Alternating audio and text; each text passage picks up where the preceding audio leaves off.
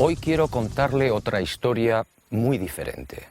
Una historia que hace honor al título de esta serie, Planeta Encantado. Una historia que discurre en dos escenarios tan distintos como distantes. Pero empecemos por el principio. Sígame. Lo que quiero mostrarle no le dejará indiferente.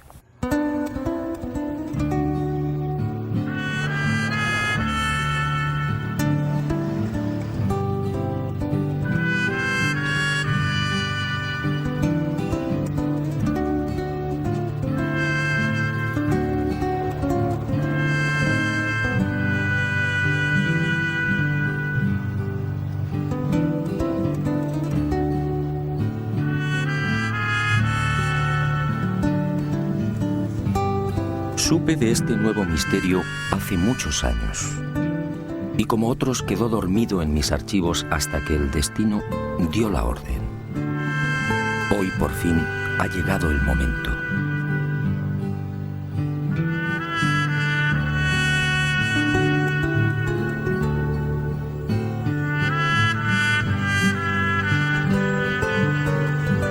Nuestro objetivo en esta primera parte de la historia fue la bella y escondida Sierra de Ameca, en las proximidades de Ahualulco de Mercado, un apacible y sencillo pueblo minero del estado mexicano de Jalisco.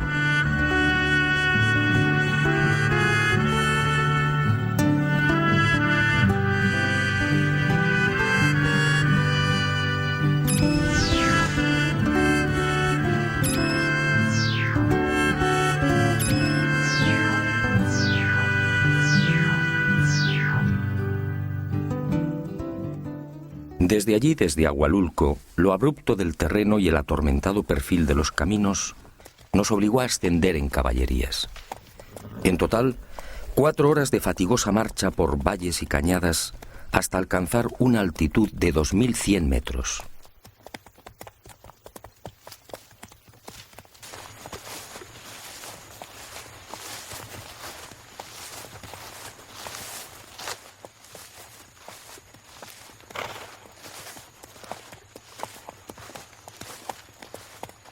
Pero el esfuerzo mereció la pena.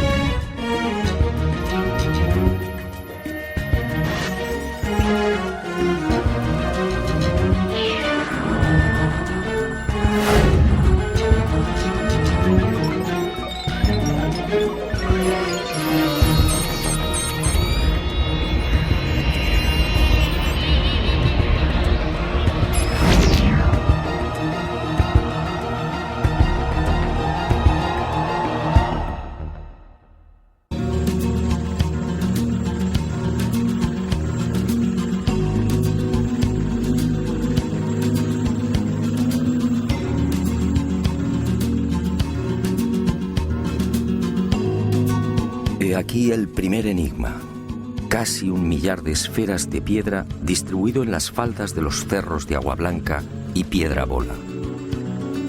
1000 esferas de arenisca y basalto finamente pulidas y con diámetros que oscilan entre 1 y 5 metros. Esferas de hasta 20 toneladas que nadie sabe cómo han llegado hasta aquí.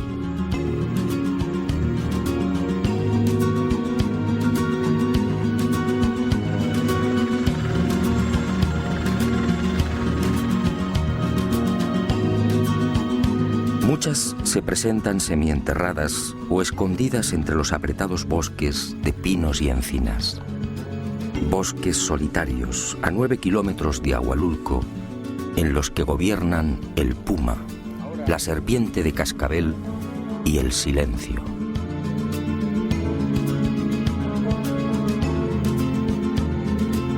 Evidentemente, el hecho de aparecer enterradas o semienterradas concede a estas esferas una notable antigüedad. Sin embargo, no disponemos de vestigio alguno que pueda esclarecer su origen.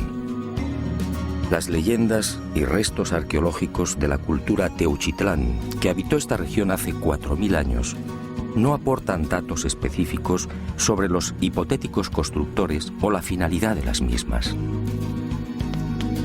Los siguientes asentamientos humanos, entre los que destaca el pueblo Kazkán, tampoco arrojan un mínimo de luz respecto a estas gigantescas esferas.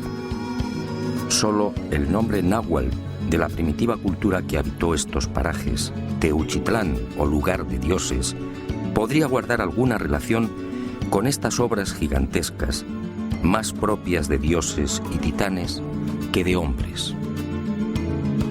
Pero obviamente esto solo es una suposición.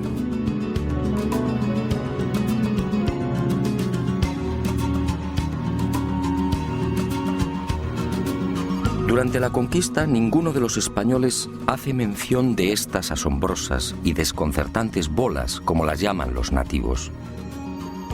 En 1524, el poblado de Ahualulco fue conquistado por Cortés de San Buenaventura. Pero las esferas no aparecen en las crónicas. Y aunque resulte extraño, tampoco Cristóbal de Oñate se refiere a ellas cuando en 1547 descubre las ricas minas de hierro, oro y plata de esta región. ¿Cómo llegaron estas inmensas moles hasta lo alto de las laderas a 1400 y 2000 metros de altitud?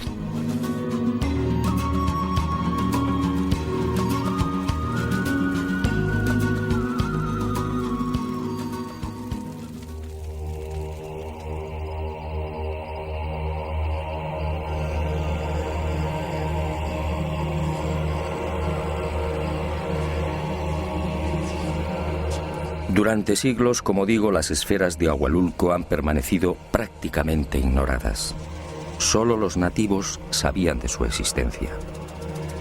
Hasta que en 1967 el norteamericano Robert Gordon, director de la mina denominada Piedra Bola, fue informado de la existencia de otras esferas similares a la que existe junto a la boca de la antigua mina de plata y que justamente dio nombre al yacimiento. Gordon, intrigado, acudió al paraje señalado por los nativos y efectivamente, a cosa de 2 kilómetros de la mina, descubrió otras 5 gigantescas y perfectas esferas de piedra.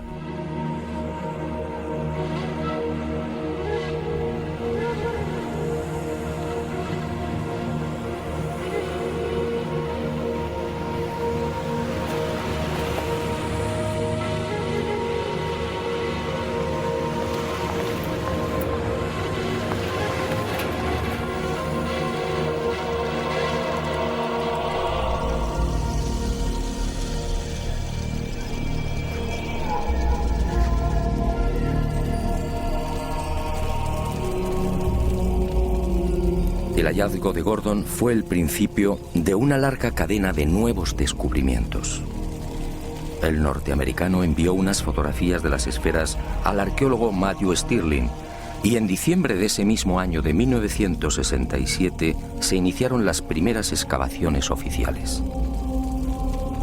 Stirling llegó a desenterrar otras 17 grandes esferas, una de ellas de 3.35 metros de diámetro, el resto de 1.80 metros. Y al igual que sucediera con Gordon, Stirling quedó desconcertado. La mayor parte de las bolas presentaba un pulido minucioso e impecable, con un peso aproximado de 10 toneladas por unidad. Aquello no parecía casual. ¿Por qué el mismo diámetro? ¿Cómo se explica la perfecta esfericidad? Y lo más intrigante, ¿cómo transportaron la esfera de 3 metros y casi 20 toneladas de peso hasta la cumbre de la montaña?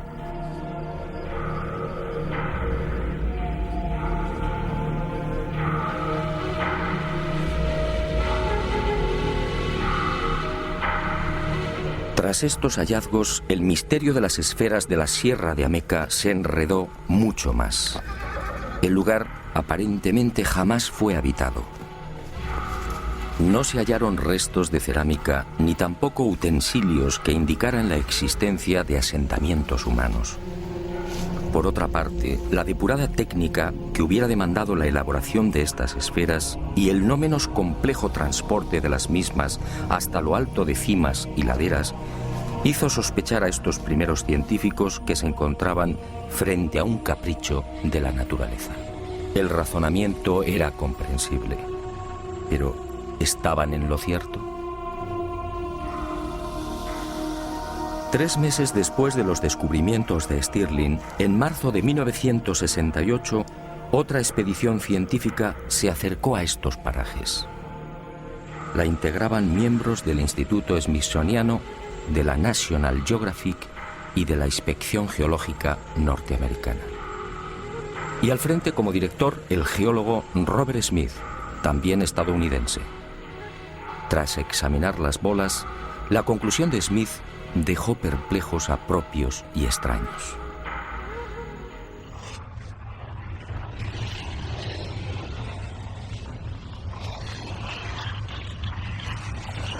Las esferas mexicanas, aseguró el geólogo norteamericano, están formadas por un cristal volcánico llamado obsidiana. Surgieron hace 40 millones de años como consecuencia de una gigantesca avalancha volcánica. La Sierra de Ameca fue materialmente enterrada en ceniza y allí, en el fondo de esos depósitos, aparecieron las esferas. Según Smith, a temperaturas que oscilaron entre 540 y 760 grados Celsius, esas cenizas se fundieron, cristalizando por enfriamiento y progresando en frentes esféricos.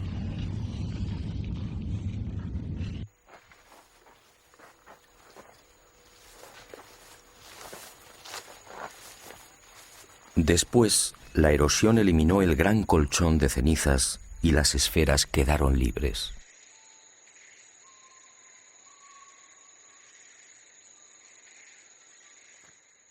Y digo que el veredicto del geólogo norteamericano dejó perplejos a propios y extraños porque sencillamente no resolvía la totalidad del misterio. Para empezar, de las casi 1000 esferas que pueden contemplarse en la Sierra de Ameca, la casi totalidad está formada por arenisca, un material que nada tiene que ver con los volcanes. Solo un pequeño porcentaje está integrado por basalto. En cuanto a la obsidiana, ni rastro. ¿Qué ocurrió con estas moles? ¿También se formaron en el interior de la ceniza y en sucesivos frentes esféricos? Para la mayoría de los expertos en petrología, esta posibilidad es altamente dudosa. En cuanto al hecho incuestionable de la similitud en los diámetros de muchas de estas bolas, 1.80 metros, el señor Smith naturalmente guardó silencio.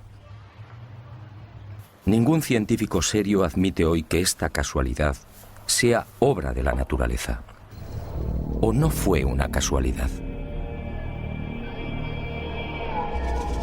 A esta versión supuestamente científica se sumó después otra explicación aportada por algunos vulcanólogos. Para estos, las esferas de Ahualulco tienen un origen muy distinto al propiciado por Smith. No serían otra cosa que tobas o piedras volcánicas expulsadas entre gases, fuego, columnas de lava y otros materiales piroclásticos. Estas bombas volcánicas, dicen, adoptaron la forma esférica en ese violento proceso de expulsión, redondeándose en el aire.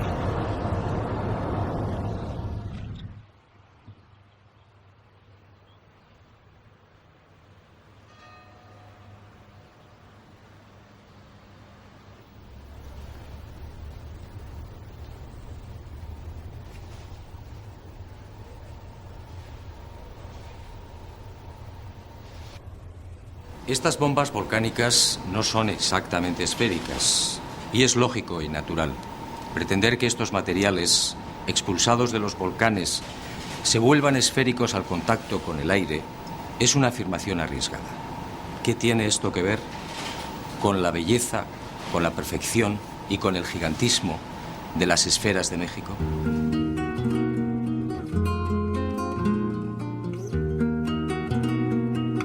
Las tobas volcánicas, además, son rocas ligeras, de consistencia porosa y formadas por la acumulación de cenizas y otros elementos volcánicos muy pequeños. ¿Qué tiene esto que ver con las masas pétreas de 10 y 20 toneladas de la Sierra de Ameca? Incluso aceptando la remota posibilidad de que estas bombas volcánicas se vuelvan esféricas al contacto con el aire, ¿en qué cabeza cabe que puedan conservar la esfericidad al chocar con un manto de lava o de ceniza? Definitivamente las explicaciones de geólogos y vulcanólogos no son consistentes. Algo falla.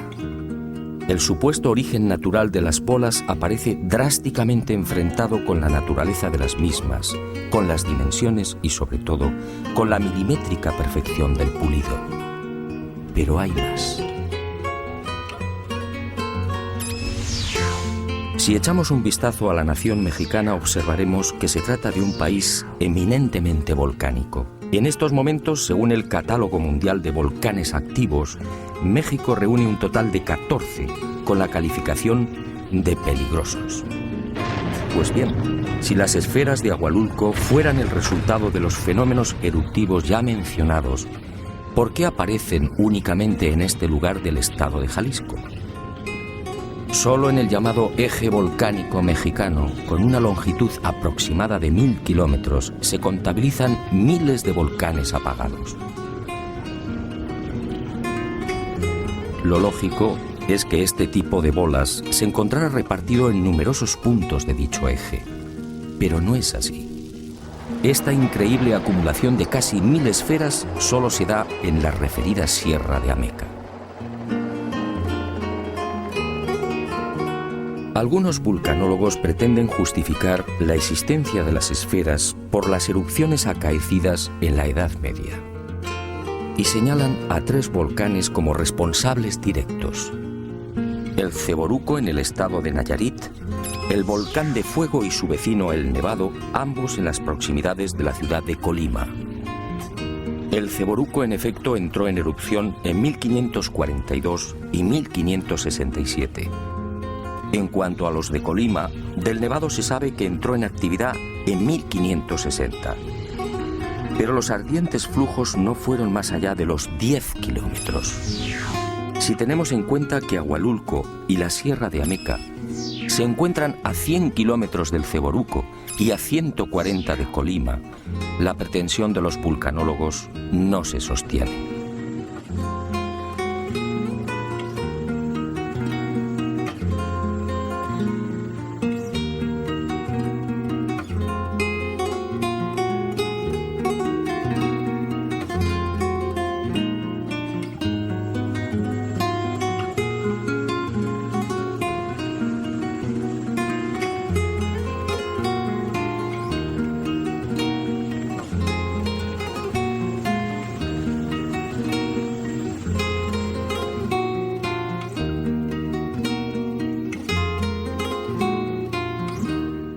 Efectivamente, estoy de acuerdo con usted. Después de recorrer la Sierra de Ameca y contemplar estas esferas, cuesta trabajo imaginar que semejantes moles son un capricho de la naturaleza. La periodista mexicana Virginia Sendel escribe, y con razón, son demasiado perfectas, demasiado bellas. Los científicos, una vez más, han intentado descafeinar la realidad, pero la historia no ha terminado. Sígame. Estoy seguro que lo que queda por ver le sorprenderá de nuevo.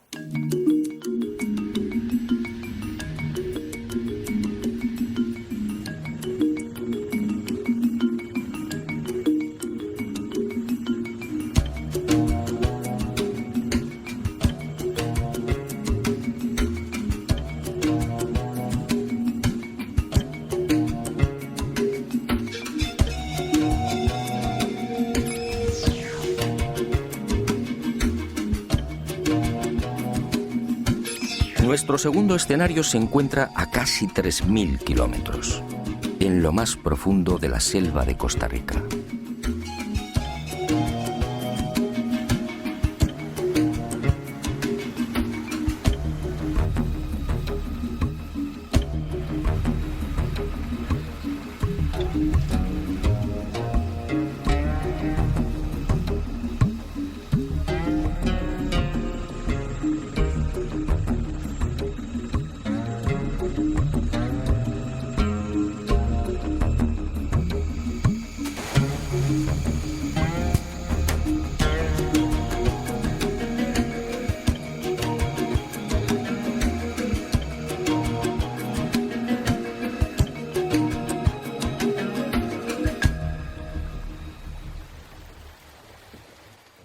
Parece mágico, pero aquí en plena jungla, al sur de Costa Rica, nos aguarda una segunda parte del oscuro enigma de las esferas de piedra. Una segunda parte que definitivamente arruina todas las explicaciones de la ciencia. Una segunda parte que eleva el misterio a su máxima expresión.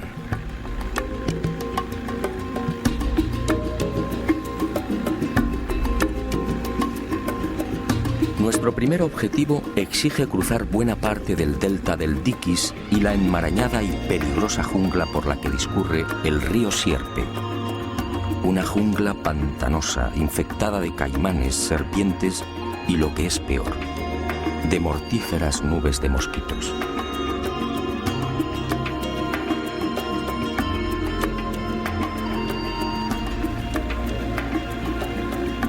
Afortunadamente, la jornada transcurre sin incidentes de gravedad y con los últimos rayos del sol alcanzamos al fin el gran secreto de Palmar Sur.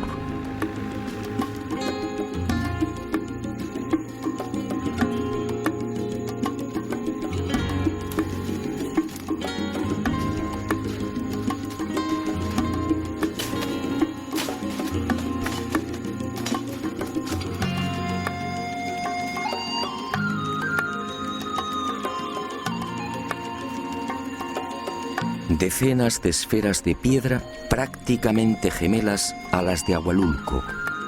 Esferas igualmente perfectas, al aire libre o semienterradas en cientos de kilómetros cuadrados.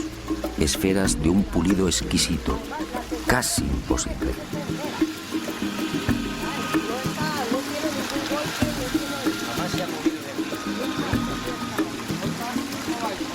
Esferas de 2 y 3 metros de diámetro, de hasta 16 toneladas de peso. 1,40, 1,45 más 60 aproximadamente. Nadie conoce con exactitud su número.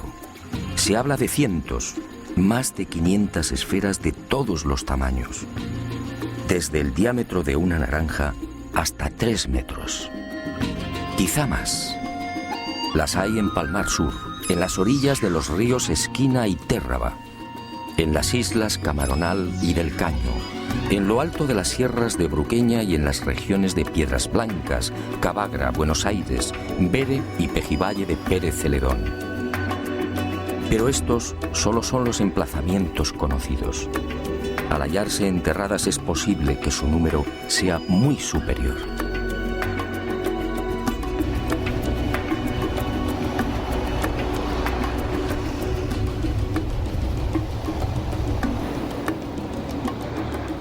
Como en el caso de México, los nativos conocían su existencia desde mucho antes de la llegada de los conquistadores españoles.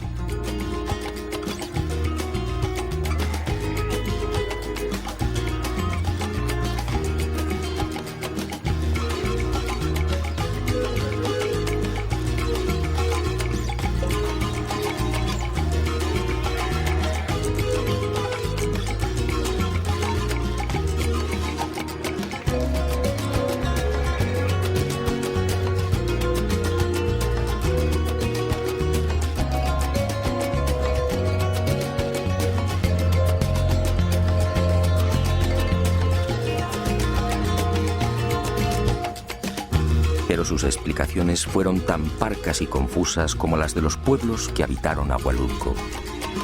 Todos se limitaron a señalar al cielo, asegurando que las esferas eran obra de los dioses.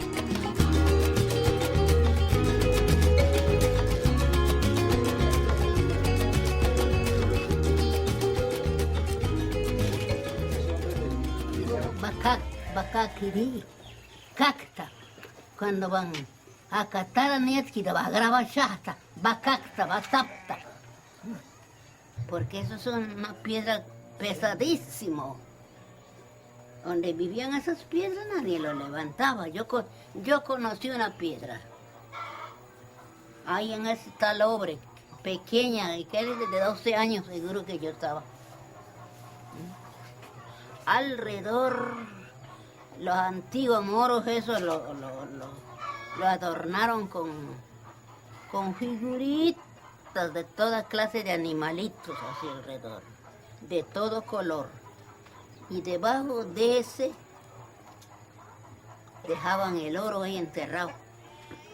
Pero dicen que cuando levantaron esa bola que está en Palmar, debajo encontraron bastante tesoro.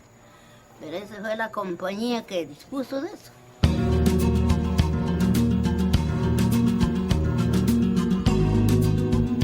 Fue a partir de 1930 cuando los arqueólogos tomaron contacto por primera vez con este fascinante enigma.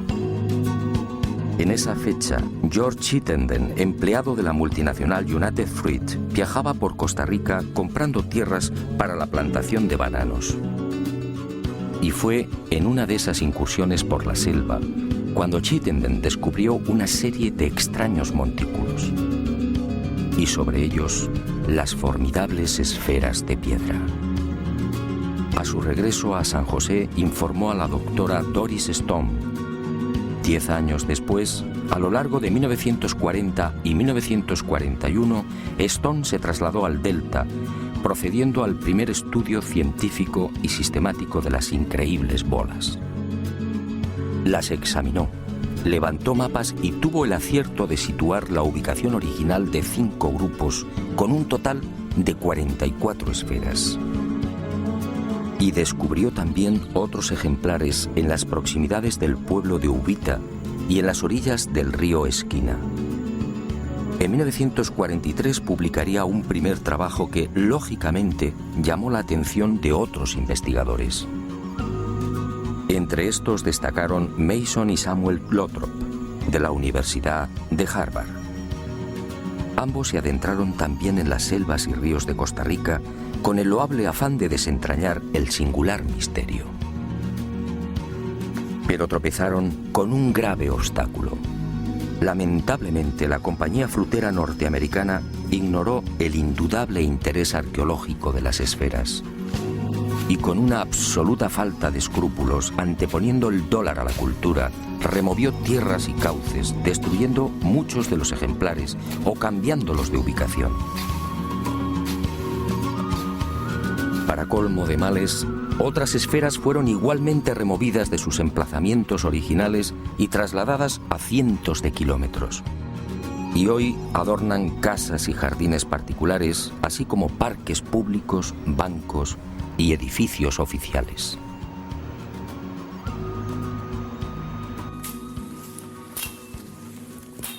A este desastre vino a sumarse la codicia. Al igual que sucediera en el municipio mexicano de Agualulco, el descubrimiento de las esferas de Costa Rica terminó provocando el nacimiento de un rumor tan absurdo como lamentable. En el interior, dice la creencia popular, se esconden grandes cantidades de oro y piedras preciosas. Y muchas de ellas, como esta, fueron quebradas o dinamitadas.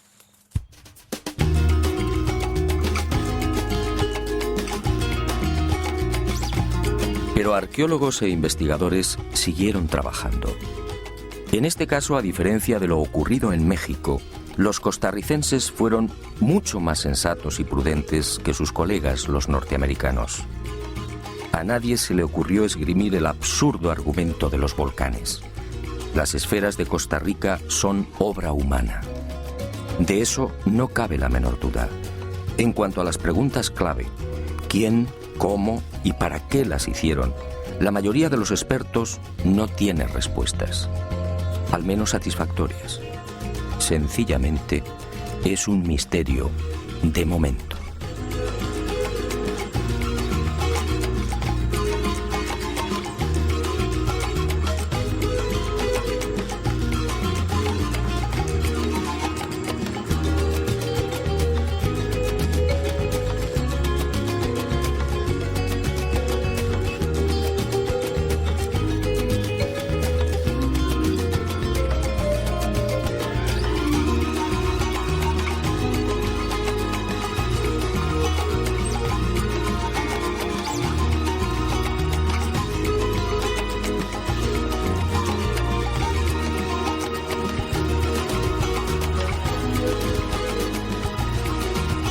Y el misterio de las esferas se complica un poco más cuando uno desembarca en la paradisíaca isla del Caño, al oeste de Costa Rica.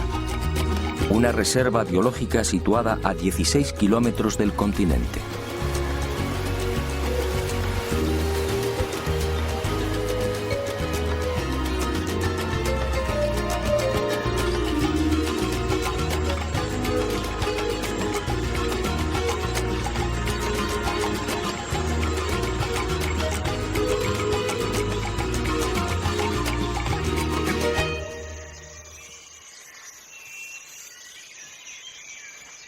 En este lugar fueron descubiertas unas 10 esferas. Hoy solo quedan 2. Y surge una pregunta obligada. ¿Cómo las trasladaron? En esta isla, por supuesto, no hay canteras. Las bolas necesariamente tuvieron que llegar desde tierra firme. Y el enigma, como digo, se complica.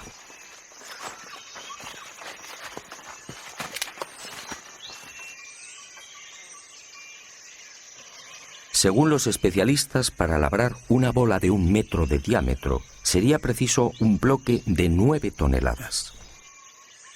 ¿Cómo se las ingeniaron los constructores para transportar semejantes moles a través del océano?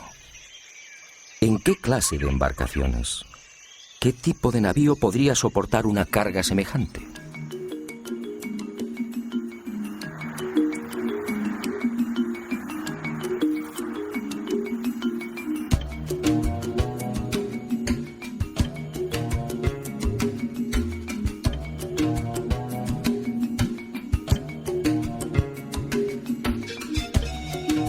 Y otro tanto sucede con la mayoría de los lugares de tierra firme donde aparecen las esferas. En la jungla, por ejemplo, tampoco hay canteras. Para encontrar los necesarios depósitos de granito es preciso viajar al norte, a la sierra, es decir, a cientos de kilómetros. Y no hay más remedio que repetir las preguntas. ¿Cómo salvaron los ríos? ¿Cómo se las ingeniaron para atravesar valles, pantanos y colinas?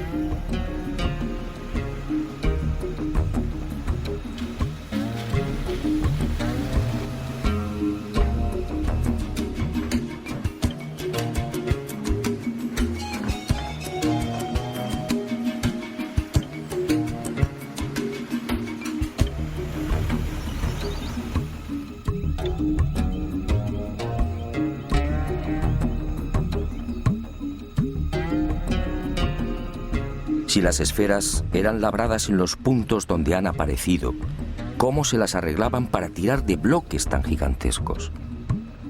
En el caso de las más grandes, de 2,5 metros de diámetro, los bloques de granito de las que debían ser extraídas podían superar las 24 toneladas. Naturalmente, el asombroso pulido y la perfecta esfericidad de estas bolas son un capítulo aparte. En este lugar, a más de 100 kilómetros de las canteras, pudimos hallar otros 5 ejemplares.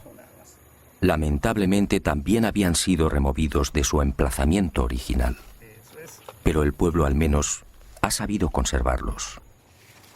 Al llevar a cabo las correspondientes mediciones, quedamos perplejos. Las 5 presentaban la misma circunferencia. 3,6 metros con una variación en los radios de apenas 1 milímetro. Esta increíble precisión hace pensar a los expertos que los desconocidos constructores tuvieron que utilizar algún tipo de instrumental. ¿Pero cuál? Hoy, con el auxilio de las computadoras, difícilmente lograríamos una perfección semejante. En cuanto al pulido, de nuevo el asombro y el silencio. Curiosamente, cuanto más grande es la esfera, más cuidada es la terminación.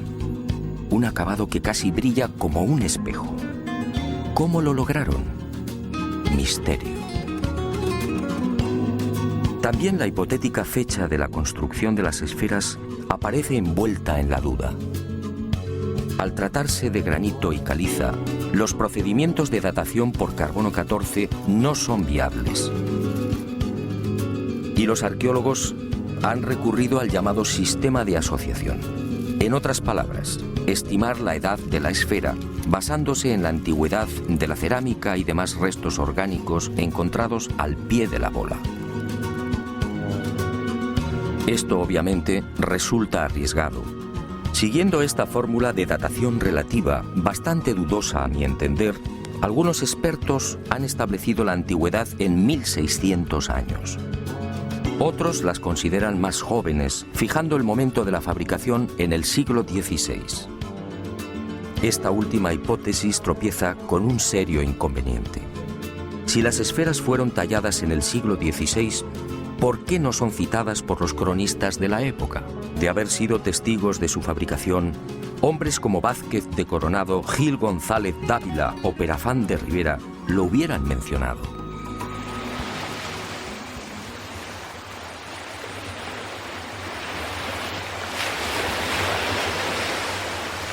Para algunos investigadores más osados que la arqueología tradicional, estas esferas podrían tener entre 2000 y 3000 años como mínimo. Y fundamentan su razonamiento en el interesante proceso de hundimiento de las mismas. Muchas de ellas, de 2 y 3 metros de diámetro, se encuentran prácticamente enterradas o semienterradas.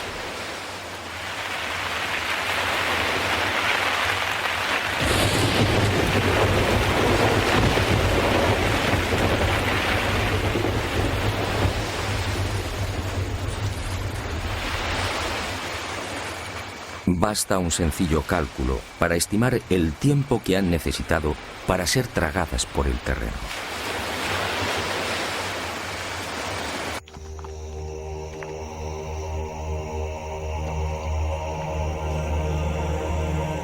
Sea como fuere, lo que parece cierto es que estas magníficas y colosales esferas fueron construidas mucho antes de la llegada de Colón. ¿Pero para qué? ¿Cuál pudo ser su finalidad? Sobre este importante capítulo, la disparidad de criterios es todavía mayor. Hay quien asegura que estas esferas venían a demostrar el grado de poder e influencia de los caciques. Si esto fuera así, cuanto más grande y más perfecta, más notable sería el dominio del rey de turno. La teoría, sin embargo, no termina de convencer.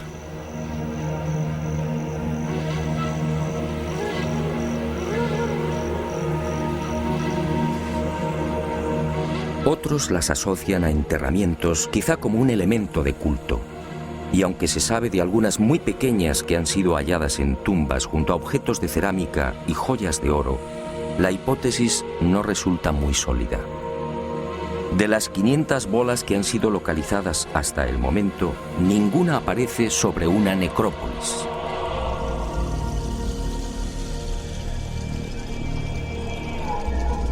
Cabe pensar, por tanto, que las 2 esferitas descubiertas en tumbas fueran únicamente una posesión personal del difunto.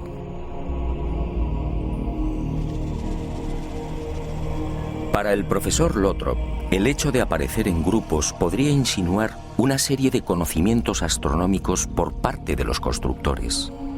La doctora Stone, como se recordará, descubrió un grupo con un total de 44 bolas. También en las proximidades de Piedras Blancas se hallaron otras 15 esferas perfectamente alineadas. ¿Se trata de mapas celestes? ¿Indican la posición de las estrellas? Hasta hoy, que yo sepa, nadie ha profundizado en esta sugerente posibilidad.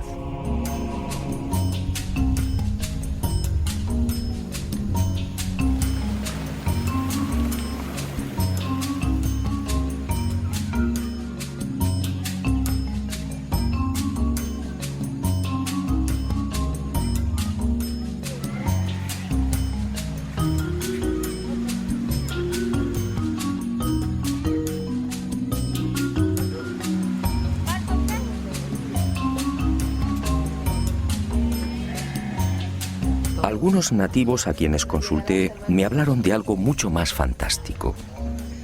Según la tradición heredada de sus ancestros, estas esferas son poderosos centros de energía. Una especie de focos que irradian fuerza y bienestar y que afectan a la vitalidad y salud de personas, animales y plantas. De hecho, dicen, los vegetales que crecen en el entorno lo hacen siempre con mayor exuberancia y agresividad que los ubicados a mayor distancia. Hablan con razón, sí, pero esa misteriosa energía no tiene nada de sobrenatural. Los materiales que forman las esferas, en especial el gabbro y la granodiorita, contienen un elevado índice de magnetita. Y es justamente esta mena esencial del hierro la que atrae los metales y despliega la supuestamente fantástica energía benéfica. Y en este laberinto de posibles explicaciones nació también otra hipótesis contemplada con escepticismo por la ciencia oficial. Basándose en los planos levantados por Stone y Lothrop, el reconocido sociólogo Ivar Zapp asegura que las alineaciones de esferas son en realidad una biblioteca náutica, es decir, la señalización de rumbos marinos.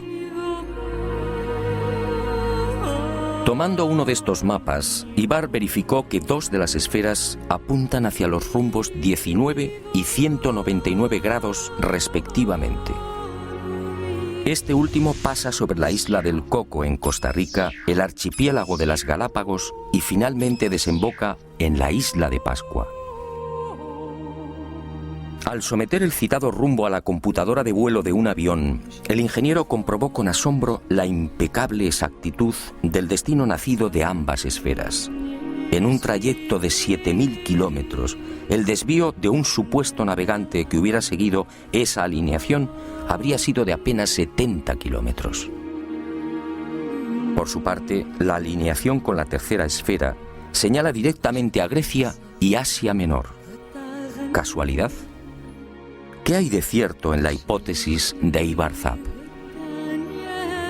Los científicos, con razón, desconfiaron del hallazgo de Zapp. La mayor parte de las esferas, como fue dicho, ha sido removida.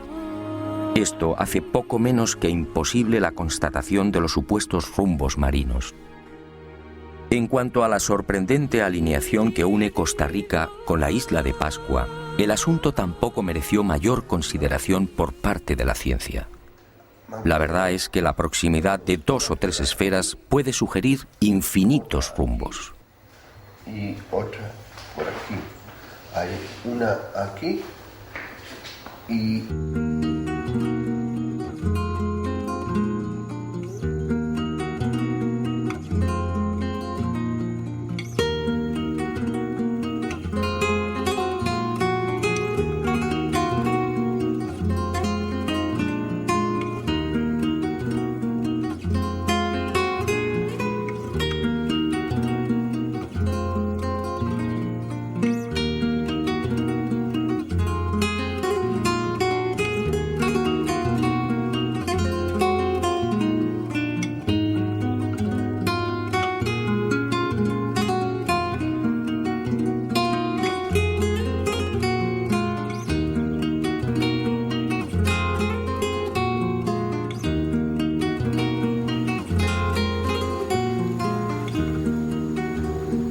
Pero Ivar Zapp sí parece tener razón en algo. Para el estoniano afincado en San José, las esferas son la viva manifestación de una cultura de expertos navegantes afincada en la Costa Rica que mira al Pacífico Sur. Una cultura precolombina de la que apenas queda constancia y que fue mencionada por Cristóbal Colón en su último gran viaje entre los años 1502 y 1504, los Tiguares.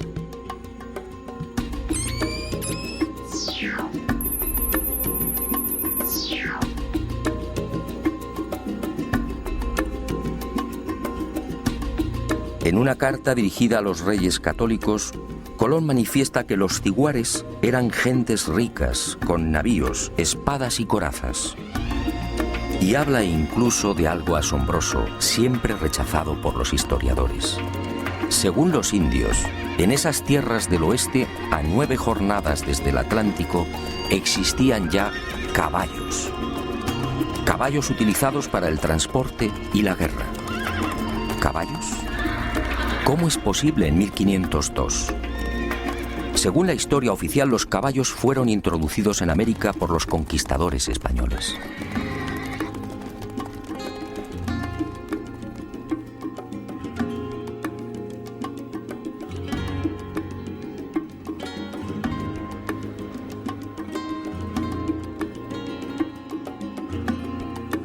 ¿Navíos?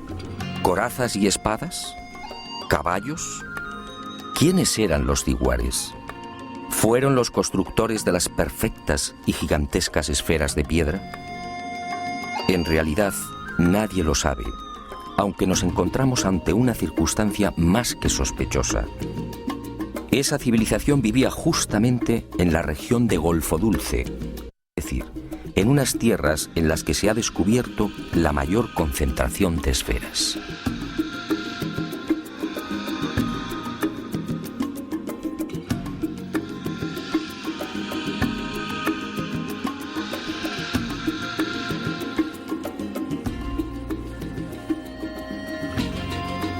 En este sentido, la arqueología oficial de Costa Rica parece estar de acuerdo. Las esferas tuvieron que ser creadas por una cultura con un alto grado de evolución mental y material. Un pueblo con una especial sensibilidad y un notable sentido de la abstracción. Si observamos la naturaleza, comprobaremos que las esferas perfectas no existen. Y si es así, ¿cómo pudieron imaginarlas? ¿De dónde llegó esa sabiduría? ¿Por qué los nativos repiten una y otra vez que son creación de los dioses que bajaron del cielo? ¿Fueron los diguares instruidos por esos familiares dioses? Como puede ver, el misterio de las esferas de México y Costa Rica sigue en pie. Y me alegro. Después de 30 años de investigación, he aprendido que los enigmas no deben ser desvelados. Solo así podemos seguir soñando. Y ahora sígame. Vayamos al encuentro de otro maravilloso sueño.